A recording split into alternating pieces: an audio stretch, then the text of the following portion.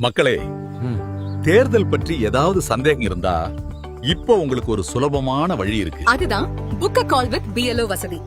Book a call with BLOனா நீங்க வாக்குச்சாவடி நிலை அலுவலரோட நேரா போன்ல பேச முன்பதிவு செய்யற வசதி.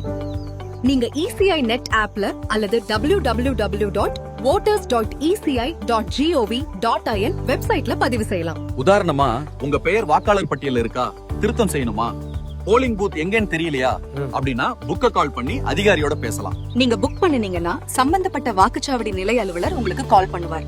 நேரா பேசலாம், உங்க பிரச்சனை சொல்லலாம், உடனே வழிகாட்டல் கிடைக்கும். இது உங்க வசதிக்காக தான்.